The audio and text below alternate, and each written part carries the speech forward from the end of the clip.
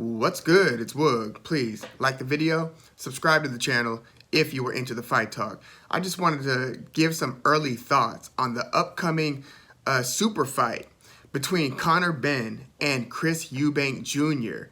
This fight was teased for a while, but it was made official, and this fight's going to take place on October 8th at the O2 Arena in London, England. And yes, this is a big size mismatch. You've got Conor Benn at 147. Chris Eubank Jr. has fought at 160 and 168.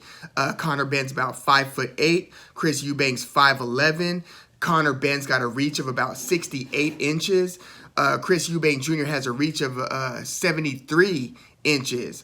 Conor Benn's a bit younger. He's a lot younger, actually. He's 25 years old compared with Chris Eubank Jr., who is 32 years old. And yeah, on the surface, it looks like a bad mismatch, not only because of the size, but if you look at their career trajectories, Chris Eubank Jr., even at 160 and 168, has just fought the better competition. He has fought more good fighters at both 168 and 160 than Conor Benn has at 147. Now, the reason why this fight was made was obviously because it's a super fight, and the reason it's such a super fight, especially in the UK, was because Conor Benn's dad, Nigel Benn, fought Chris Eubank Jr.'s dad, Chris Eubank, twice. They fought in 1990 when Nigel Benn was the middleweight champion. That was the first time they fought. Nigel Benn had won the belt a couple fights prior, defended it successfully once or twice, and then fought Chris Eubank. In 1990, this was a high profile fight, and Chris Eubank stopped Nigel Benn in the 11th round to take his middleweight belt. And then a few fights later, both would move to 168. And at 168, they would both win a belt. Chris Eubank won a belt, Nigel Benn won a belt. So they had a rematch 3 years after their first fight. So they rematched in 1993. Both 168-pound belt holders, so this was a title unification fight, and this one resulted in a split draw. So they came in with their respective belts, and they left the fight with their respective belts. So their record, I will say Chris Eubank's record against Nigel Benn was 1-0-1 with that one draw, and Nigel Benn's record against Eubank is 0-1-1. So they had a two-fight rivalry in 1990 and 1993, and they were both famed fighters. They would both, oddly enough, late in their careers, both lose to Steve Collins twice. Just a bit of boxing history there. But Conor Benn versus Chris Eubank Jr. looks like a mismatch, and upon first glance, and I will do a proper preview of this fight as we near the fight date, but just some of my early thoughts. You know, I'm excited about the fight. It's a very intriguing fight, even, mismatch weight aside. This fight is going to be fought at a catch weight of 157. At first, it sounded like it was going to be at 156, but it's going to be at 157. Chris Eubank Jr., again, has been a middleweight and has been a super middleweight. Now, he was a super middleweight from like 2017 to 2019 with his last super middleweight 168-pound fight being against James DeGale, the former champion, and he beat the hell out of DeGale. He pretty much retired James DeGale. Granted, James DeGale was already seen to be kind of a diminished fighter. He wasn't super old, but he had that brutal fight with Bout Jack. He had a tough fight where he lost the decision to Caleb Truax after that. So James DeGale at a point was probably the best fighter, or first or second best fighter at 168. But by the time he fought Chris Eubank Jr., he was a diminished version of himself. But Chris Eubank Jr. looked great in that fight, beating DeGale via unanimous decision. And prior to that, Eubank Jr. had some good success at 168. Yes, he did lose to George Groves. That's one of his two career losses. The other one came way back at middleweight in 2014 against Billy Joe Saunders. So he lost to Saunders in 2014 via split decision, competitive fight, and then he lost to George Groves in 2018 via unanimous decision. But before losing to Groves, Eubank did have some success at 168. He beat Arthur Abraham via unanimous decision. He knocked out Avni Yildirim in the 3rd round. And then prior to that at 160, so he went 160, 168, and now, then back to 160. But in his first stint at 160, he beat Gary O'Sullivan, Dmitry Chudanov, Nick Blackwell. He had some good wins at 160. And obviously, he had a couple good wins at 168. So, since coming back to 160, we just haven't seen him in any of the fights that matter. Yes, we did see him recently beat Liam Williams, where he dropped Liam Williams multiple times in the first half of the fight, and then kind of, faded a bit in the second half of the fight, which is something to consider in this upcoming fight against Conor Benn. No, he didn't fade where he looked like he was about to get stopped or badly hurt or anything like that. His output just decreased significantly. He just basically stopped throwing a lot of meaningful punches. And then, 3 fights before that, he fought Matt Korobov, who, gave Jermall Charlo a run for his money on the same night that Jermall Charlo lost the decision to Tony Harrison. So those are probably Chris Eubank Jr.'s 2 best opponents since he returned to 160. But no, we haven't seen him fight Demetrius Andrade. We haven't seen him fight Jermall Charlo, Jaime Munguia, Triple G, any of those fights that matter. So Chris Eubank Jr.'s return to 160 has been pretty lackluster. But he is still seen as a very talented fighter. He's gifted with super quick hands, good power. He's got a great chin. Just a very athletic dude all in all. And, he is trained by Roy Jones Jr. At least he has been in recent years. I don't know definitively whether he will be trained by Jones in this upcoming fight, but it's kind of funny because, Jones is very Roy Jones-like fight style, right? A fight style that only somebody as athletic as Roy Jones Jr. could pull off. But you see Jones, getting into training in recent years. He trained Jean Pascal, Chris Eubank Jr. Both guys are athletic punchers who kind of carry a similar fight style as Roy Jones. We could call them Roy Jones Jr. light, right? They're not as quick as Jones, not as explosive, but they are both very explosive. Chris Eubank Jr., yeah, he's got quick hands. Yes, he can level you and drop you. So when I'm looking at the Conor Benn side of this, again, I'm excited, but I'm also a bit concerned. Not only because I think that Conor Benn will likely get beaten by Chris Eubank Jr., which I do. Even if your concern for Eubank is that, the weight drain down to 157, it sounds like people around Chris Eubank Jr. are saying that he can make that weight relatively comfortably. We'll have to see if that's true, but there is a possibility that he could come into this fight weight drained and therefore compromised, and maybe that shows in his performance. But I think it's more likely that, he does make weight and Conor Benn just gets beaten up by the bigger and maybe just better, pound for pound, better guy. But that concern aside from Conor Benn, my bigger concern is that I've really enjoyed watching his upward trajectory in the welterweight division, going from beating the, Jussi Koivulas to then fighting Sebastian Formella and then fighting, slightly better and better fighters. Samuel Vargas knocked him out in the first round. That was pretty surprising. Samuel Vargas has fought some very good fighters, Amir Khan, Errol Spence Jr., Virgil Ortiz Jr. I've never seen anybody destroy Samuel Vargas and stop him that quickly. And then after that, he fought another, step-up fight, seemed to be Adrian Granados, who was basically on his bike that fight, didn't really engage much. That was kind of disappointing. But then he knocked out Chris Algieri in the 4th round, and this was one of those scary lights-out knockouts against a very sweet science-style boxer in Chris Algieri. Granted, Chris Algieri is post-prime, but that was a very sensational knockout. And then he knocked out Chris Van Heerden, just made easy work of Van Heerden, who at a point was fighting a rising Errol Spence Jr. as well. Conor Benn stopped Van Heerden in the 2nd round. So I've been very interested to see how they were going to continue matchmaking for him at 147, because on the Matchroom side, they don't have a lot of talent at welterweight.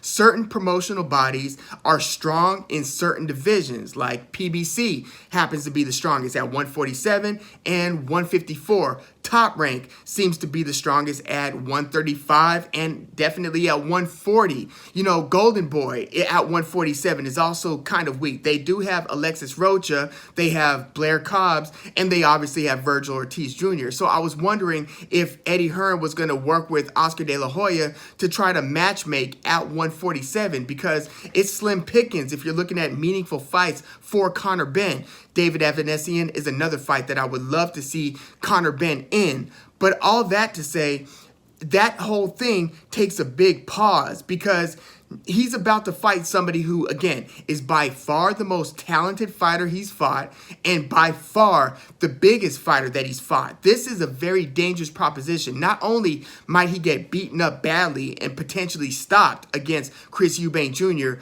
but he's going to make a ton of money, which is great for him. Great for Eubank Jr. As I said, he was having trouble, him being Eubank, was having trouble fighting the fights that would pay him like a star, right? He hasn't been fighting those types of fights, especially in recent years. George Groves was a big, meaningful fight at Manchester Arena. That was in 2018. So it has been a while. I mean, he did fight James DeGale at the O2 Arena as well. So he has had big fights. But back down at 160, no, he hasn't been fighting the fights that matter there. So, you know, props to him for being able to secure this big a fight that's going to undoubtedly pay him. Now, Chris Eubank Jr. is 32. Again, Conor Benn is still in his 20s. So you still see the interesting part of his career where you're trying to figure out how good is Conor Benn and how good can Conor Benn be, because he has exceeded my expectations. I didn't think he would be as good as he already seems to be, and that is without seeing him against the best or even any top 10 guys in the division. I'm impressed with the strides that he's been making, the jabs, setting up the power punches, the level changes, the angles. His footwork, I thought it was great against Algieri. Like, look at his foot placement and his foot positioning. Like, he's a lot better than he was when he was, you know, when he had the cornrows a few years ago. He's developing very nicely.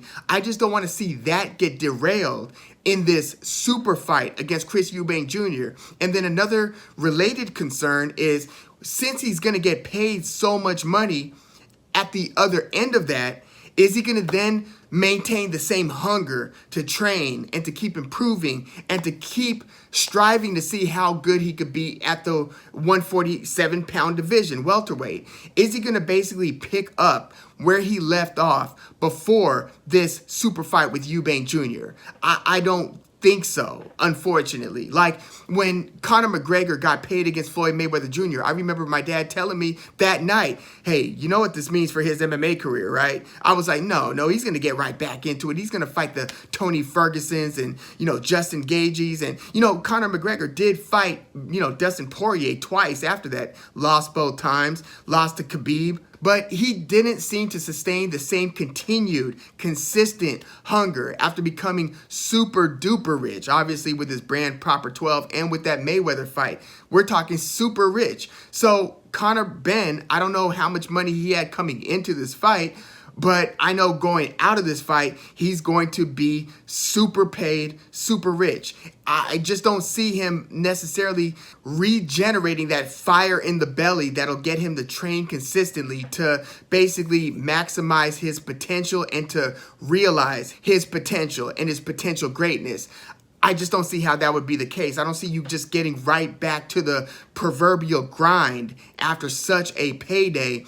Again, and this is like an outsized payday. Yes, he was making good money, you know, fighting Algieri, Granados, and so forth, but nothing like what he's going to see against Chris Eubank Jr. So I don't see how you go from that to then fighting like a Alexis Rocha or a David Avanesian, where you're not going to get paid nearly the same after the Chris Eubank Jr. fight. Now, there is potential reward.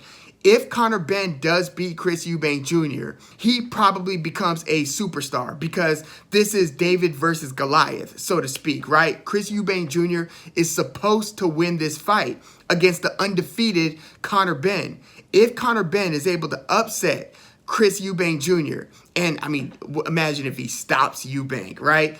There's a lot of reward potentially if Conor Benn has we'll call it a outsized performance against Chris Eubank Jr., there is a potential pot of gold. I mean, not only in the one that he'll be making here, but after that, if he beats Chris Eubank Jr. Eubank, you know, they say that this might be a cash-out fight for Conor Benn. I kind of see this as a potential cash-out fight for Chris Eubank Jr. It's almost like, take the money, beat up the smaller guy, and then, you know, are you still incentivized to fight difficult fights that are going to pay less in the middleweight division? I don't necessarily see that either. So, you know, I hope that Conor Benn is able to sustain his hunger in the sport, the hunger to want to keep on competing and keep on getting better. I hope that this super fight doesn't disrupt that progress too badly, but I have my doubts. But in terms of the fight itself, Conor Benn, you know, he's a big puncher for 147. We haven't seen him get beaten up or have any super difficult fights.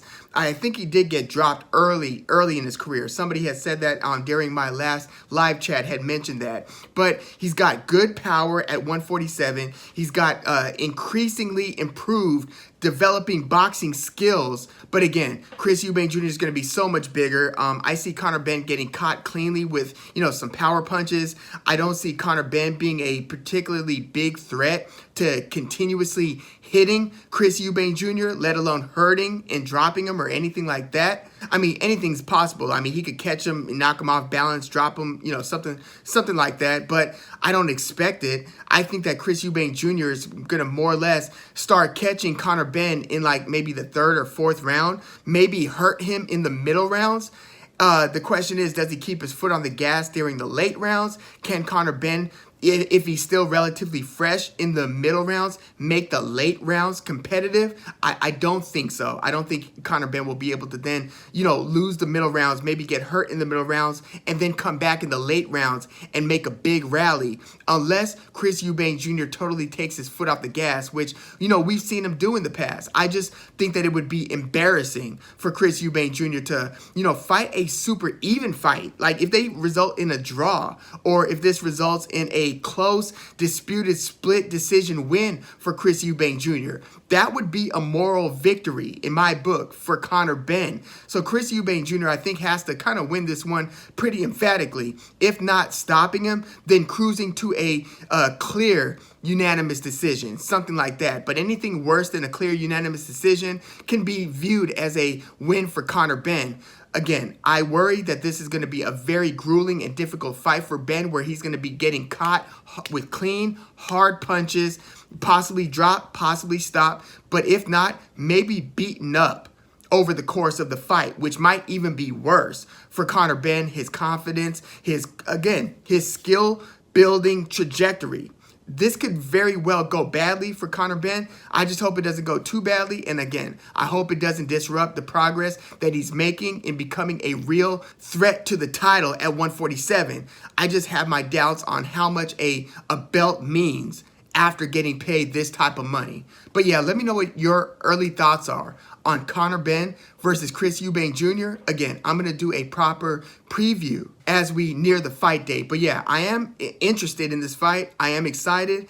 It's not the fight that I wanted for Conor Benn, but you look at it, it's like, oh, what the hell? Let's see what happens. But right now, I'm taking Chris Eubank Jr., but I don't think I'm going to take him via stoppage just yet. Again, I might change this by the time I do the preview. Right now, I'm going to say Chris Eubank Jr. via clear, unanimous decision. I'll go there. I don't think this is going to be as devastating as, you know, when Kell Brook got his orbital broken against Triple G 2 divisions up, or when Amir Khan got knocked out in a 160-pound fight against Canelo. Think about that. Amir Khan was a 140 guy who then went to 147, had some success, but was never seen to be a devastating fighter at 147, right?